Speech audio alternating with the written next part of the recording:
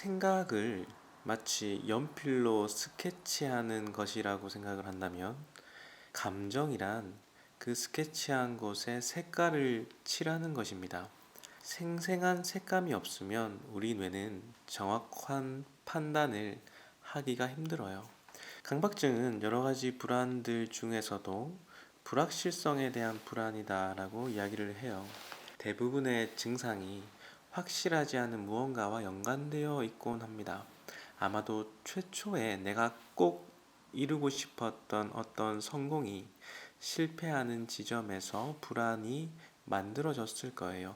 내가 성공하지 못할지도 모른다라는 어떤 불확실성에 대한 불안이기도 합니다.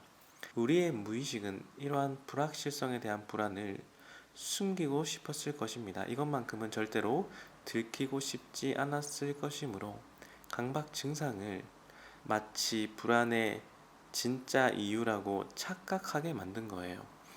회피하는 방식으로 나를 충격으로부터 보호하려는 반응이기도 합니다. 나의 이 큰 불안이 사실은 강박 증상 때문에 일어난 것이라고 이유를 연결해 버리는 거예요. 잘못된 방식으로 생각과 감정을 연결한 것이기도 하죠. 어떻게 보면 무의식의 입장에서는 응급처치와 같을 것입니다. 하지만 이 응급처치는 그 순간에만 유효한 것이에요. 그 상태로 평생을 살 수는 없는 거예요. 하지만 이 강박증을 따르지 않으면 큰일이 날 것만 같습니다. 그래서 마음은 응급 상황인 상태로 평생을 살아가게 돼요. 그래서 우리는 올바른 판단을 위해서 올바른 감정과 생각을 연결해 주어 가지고 차근차근 다시 주체성을 회복해야만 합니다. 올바른 판단이란 우선순위와 관련한 판단이기도 합니다. 강박증이 있는 분들 대부분의 경우, 많은 경우에 사춘기 시절에 발현되는 경우가 많죠. 그리고 많은 분들이 강박증 시작 전까지 아주 우수한 학업 성적을 거두곤 해요. 자신의 지식과 이성을 믿는 사람들이다 보니까 스스로 틀렸다는 생각을 받아들이지 못하곤 합니다. 오히려 자신이 옳게 잘 판단하고 있다고 생각하고 있을지도 몰라요.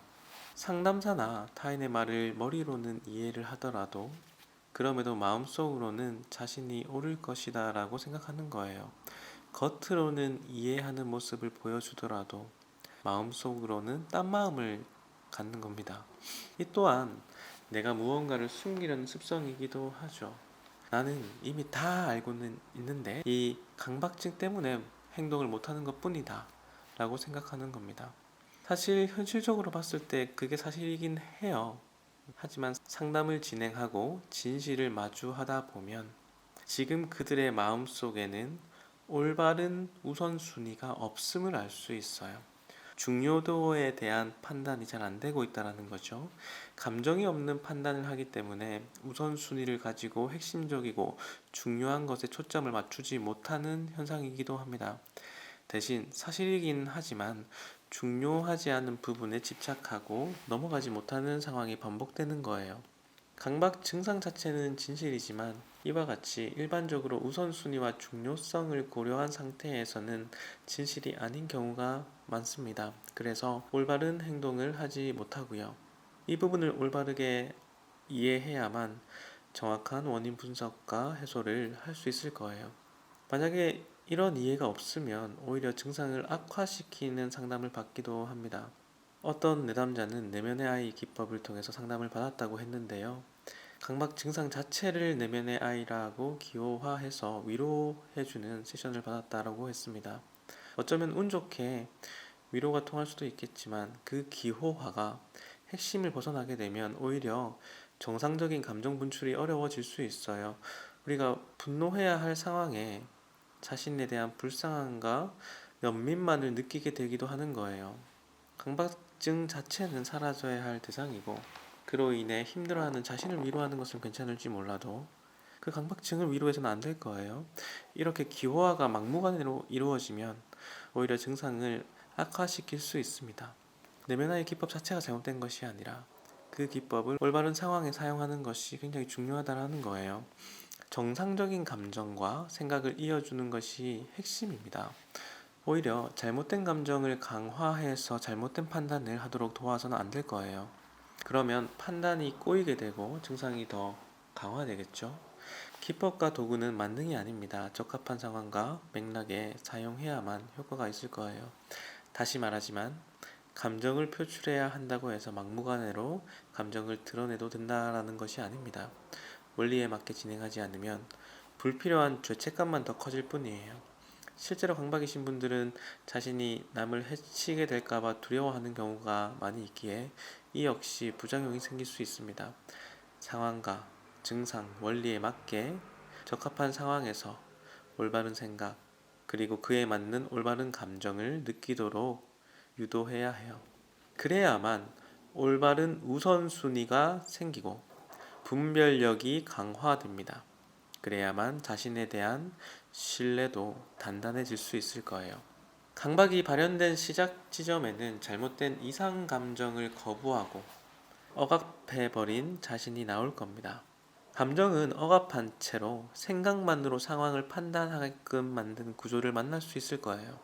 예를 들어서 과거의 장면에서 그동안 한 번도 드러내지 못했던 눈물을 흘리면서 슬픔을 느끼게 된다면 자신이 느껴야 할 감정을 발현하기 시작하는 것이고 감정적인 출구가 만들어지는 순간이라 생각할 수 있을 겁니다. 이것은 자신에 대한 연민이기도 하고 치유를 위한 시작점이기도 합니다. 물론 슬픔과 연민 이외에도 수없이 많은 잘못된 감정이 섞여 있을 거예요. 이제서야 진실을 보기 시작하는 겁니다. 이와 같이 감정이 분출되는 중요한 장면이라면 감정을 더 생생하게 구체화시켜주는 것도 도움이 될 거예요.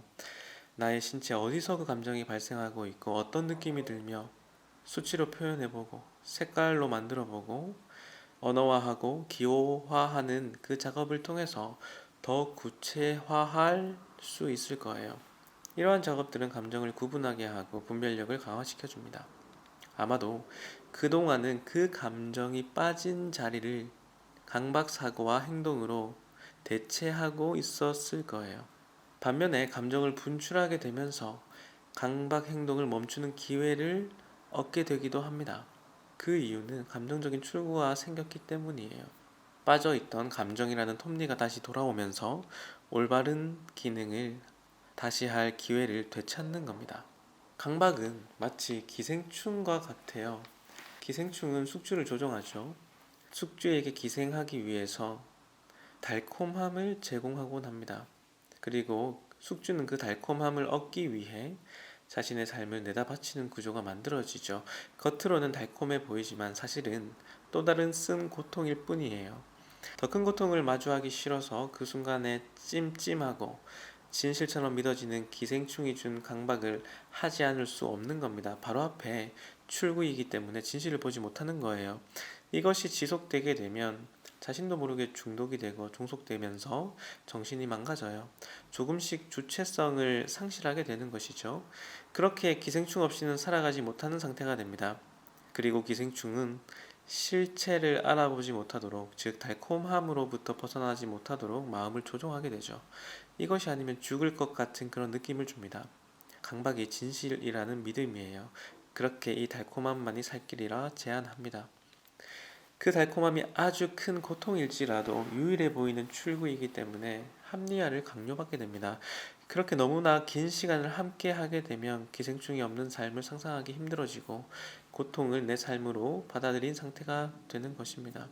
제가 강박을 달콤함이다 라고 표현한 이유는 내가 진심으로 직면하기 싫은 것을 막아주는 역할을 하기 때문이에요. 제가 앞에서 이야기한 절대 인정하거나 받아들이고 싶지 않아서 숨겨야만 했던 것이 있다면 강박은 그 숨긴 것을 들키고 직면하는 대신에 선택한 고통이기도 해요. 그래서 제가 고통이지만 달콤함이 있다라고 이야기를 한 겁니다. 왜 그런 선택을 할까요? 무의식의 입장에서는 강박을 하는 것이 더 쉽기 때문이에요. 그건 선악의 문제와는 다른 겁니다. 그것이 고통스럽지 않다라는 것도 아니에요. 내가 정말로 원했던 어떤 기대했던 그래야만 사랑과 관심을 받고 나의 존재의 이유를 알게 해주는 그 큰 성공, 그것을 이루지 못할지도 모른다라는 어떤 불안, 그리고 그에 대한 어떤 실패 지점, 그 모든 것들이 뒤섞이면서 내가 받아들이기는 너무나 큰 정신적인 충격이 있는 일이기 때문에 나는 그것을 합리화할 수 있는 다른 이유를 찾아야만 하는 거예요. 그게 더 쉽기 때문에 무의식은 그것을 선택하게 되는 겁니다.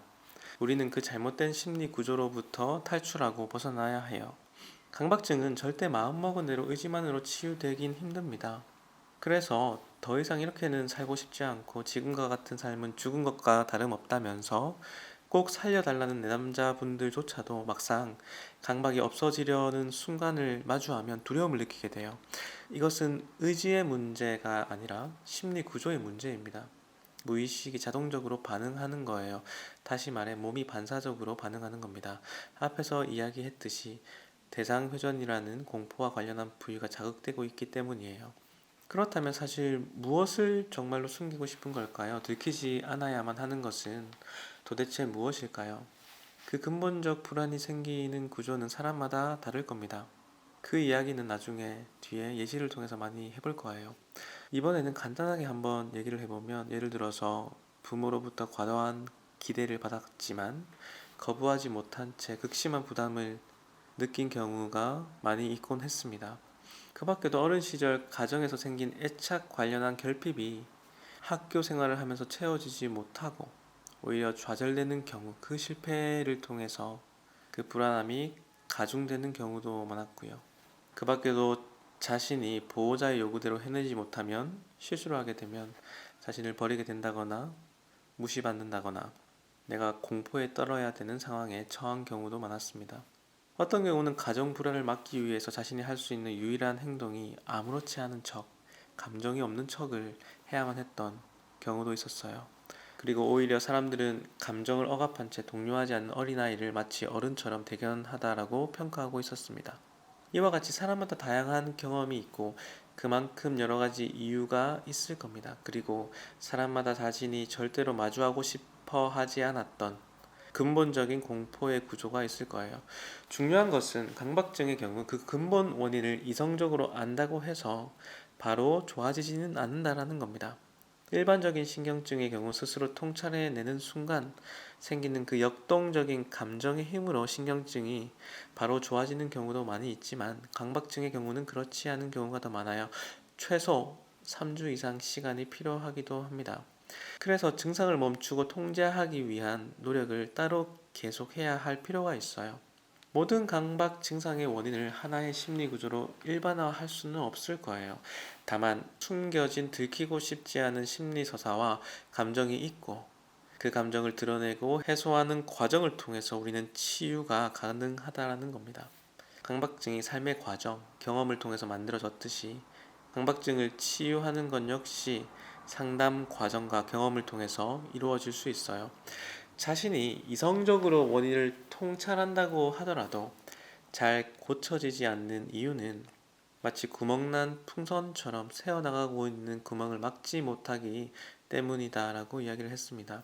이미 움직이고 있던 관성을 멈추게 할 만큼 저항을 만들어내지는 못하고 있는 거죠. 그래서 숨겨진 감정을 올바른 상황에서 드러내는 것이 새어나가는 구멍을 보수하는 지점이 된다라고 했어요.